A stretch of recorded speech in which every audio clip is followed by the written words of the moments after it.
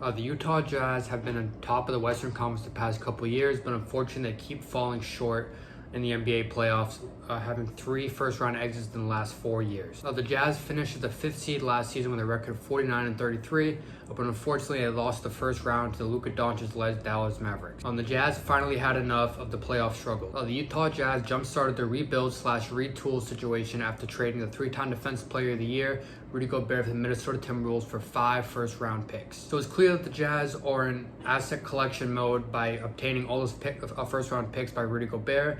So now they have to make a decision whether they want to retool around Donovan Mitchell or trade Donovan Mitchell and collect even more assets to jumpstart this rebuild and have a plethora of assets moving forward. Whether they want to retool or rebuild around Donovan Mitchell, it all starts with collecting assets. So here are 4 trades that the Jazz need to make this summer to further their successful offseason so far. So just to get this trade out of the way, because you know it's going to be in the video, so we're going to start number 1, and that is Donovan Mitchell being traded to the New York Knicks. And obviously the Knicks are only getting 1 player in this deal, and that is all-star Donovan Mitchell, while the Jazz are getting a plethora of assets starting with Evan Fournier, Cam Reddish, and Obi Toppin, and 7 first-round picks. Now, when you saw Rudy Gobert go for 5 first-round picks, you already know that Donovan Mitchell at least go for 6, if not 7. So I threw in 7 in this trade package. So all the picks that the Jazz are getting: the 2023 first-round pick, 2023 first-round pick, a 2028 first-round pick, 2025 first-round pick, 2023 first-round pick, 2026 first-round pick, 2023 first-round pick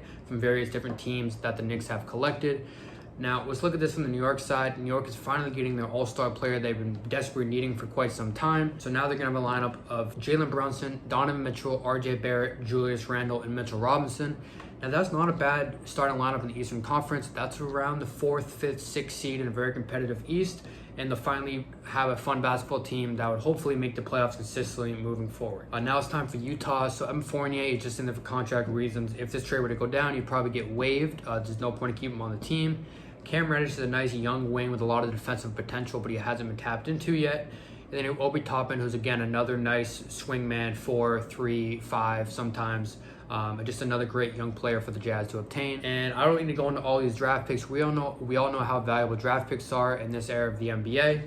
So now this summer, the Utah Jazz would have collected 12 first-round draft picks, which is absolutely insane. They will become the next Thunder, and we all rave about how the Thunder have a great future ahead of them. But the Utah Jazz could follow in their footsteps by pulling off a trade like this. Moving on to trade number 2, the Utah Jazz will be getting David Bertans in the 2024 first-round pick, while the Dallas Mavericks will be getting Bojan Bogdanovic. Now let's talk about the Dallas side of this trade. Dallas will be getting Bojan Bogdanovic, who's a great 3-and-D wing, one of the best spot-up shooters in the league.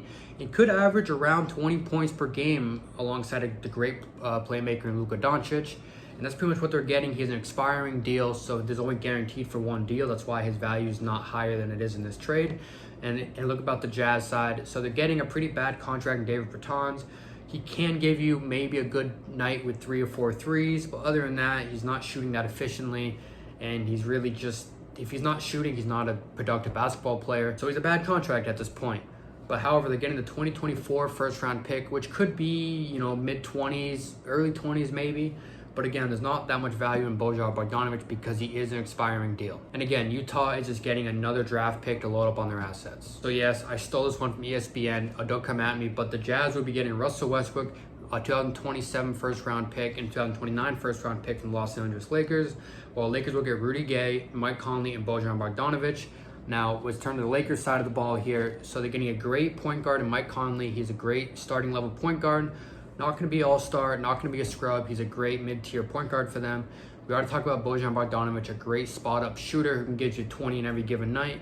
And the Rudy Gay, if you still got some in the tank, can give you some productive minutes off the bench. In terms of the Utah side, they would definitely waive Russell Westbrook. There would be no point in keeping him on the team. And the whole point of the trade is to get those 2027, 2029 first-round draft picks. And the Lakers have a lot of pressure right now to make this team better. So if they can get both those picks, that is absolutely huge. Because as you see in my last video, if you want to check that out, the Lakers will not have Anthony Davis or LeBron James by 2027, 2029, meaning their team is really going to have no assets, which means they're probably going to be a lottery team. So those picks are going to be really, really valuable, and they're not giving up a whole lot. But again, they have all the leverage in the world in the Lakers because the Lakers need to trade Russell Westbrook before the start of the season.